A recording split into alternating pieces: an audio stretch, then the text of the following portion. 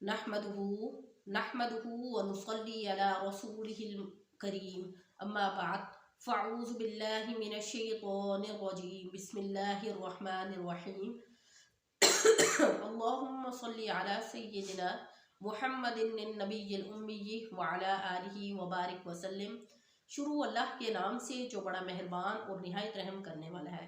हमारे चैनल की तरफ से तमाम सुनने वालों को अस्सलामु अलैकुम व रहमतुल्लाहि व बरकातुहू। उम्मीद करते हैं कि तमाम सुनने वाले बहन भाई खैर व आफियत से होंगे। तो आज हम आपके लिए बहुत ही पुरतासीर, मुजर्रब और ख़ास वजीफ़ा लेकर आए हैं। उलमा इकराम ने लिखा है कि इसमें आज़म के पढ़ने में बहुत तासीर है। जैसा कि आपको मालूम है कि अल्लाह के रब्बुल इज़्ज़त के जो नाम हैं, अल्लाह रब्बुल इज़्ज़त के जो नाम हैं वो उसकी सिफ़ात पर मुश्तमिल है। यानी जो उसकी सिफ़ात हैं उसके नाम भी उसकी सिफ़ात पर मुश्तमिल है। जैसा कि अल्लाह रब्बुल इज़्ज़त का सिफ़ाती नाम है या रहीम, इसका मतलब है ए रहम करने वाले। और इसी तरह अल्लाह रब्बुल इज़्ज़त का अल्लाह रब्बुल इज़्ज़त का दूसरा नाम है या करीम, ए करम करने वाले। तो या रहीम का मतलब है ए रहम करने वाले यानी ये रहम करना सिर्फ अल्लाह की सिफ़त है कि वो अपने बंदों पर रहम करता है। कभी भी उसकी इस्तिताअत से बढ़कर उस पर बोझ नहीं डालता। जितना उसका बंदा बर्दाश्त कर सकता है इतना अल्लाह रब्बुल इज़्ज़त उस पर बोझ डालता है। उसकी मुशक्क़त के बाकदर ही उस पर बोझ डाला जाता है। उससे ज़्यादा अल्लाह रब्बुल इज़्ज़त अपने बंदे पर बोझ नहीं डालता। इसी तरह या करीम, ये भी अल्लाह रब्बुल इज़्ज़त का सिफ़ाती नाम है। और करम करना ये भी अल्लाह की सिफ़त है। किसी इंसान में ये सिफ़त मौजूद नहीं हो सकती। और दुनिया में जिस पर अल्लाह का करम हो, अल्लाह का फ़ज़ल हो, तो दुनिया में उस पर आसानियाँ पैदा हो जाती हैं। दुनिया में ही उस पर आसानियाँ पैदा हो जाती हैं।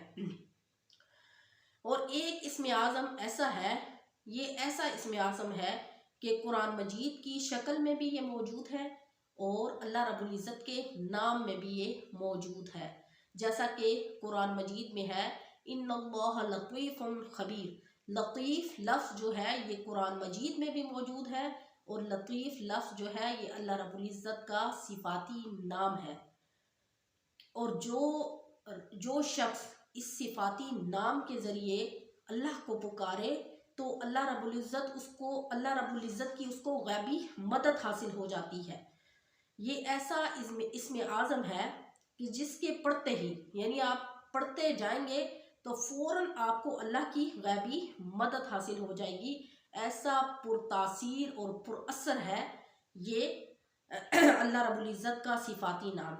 इस इस्म आज़म के पढ़ने के बाद आप जिस भी दुख, परेशानी या तकलीफ़ में आप मुब्तला होंगे और अल्लाह रब्बुल इज़्ज़त से इस नाम के वसीले से आप मदद मांगेंगे तो अल्लाह रब्बुल इज़्ज़त आपकी फ़ौरी मदद करेंगे। और आपका जो भी दुख होगा, जो भी परेशानी होगी, जो भी तकलीफ़ होगी वो फ़ौरन ख़त्म हो जाएगी। उलमा इकराम ने लिखा है कि जो शख्स किसी भी मुश्किल में मुब्तला हो, किसी भी परेशानी में मुब्तला हो, तो उस परेशानी के हल के लिए अगर वो अल्लाह रब्बुल इज़्ज़त का ये सिफ़ाती नाम 129 मरतबा पढ़ के दुआ करे, आप यकीन जाने कि उसकी जो भी परेशानी होगी या जो भी तकलीफ़ होगी वो फ़ौरन हल हो जाएगी। इतना पुरअसर है ये अमल, इतना पुरतासीर है ये वजीफ़ा।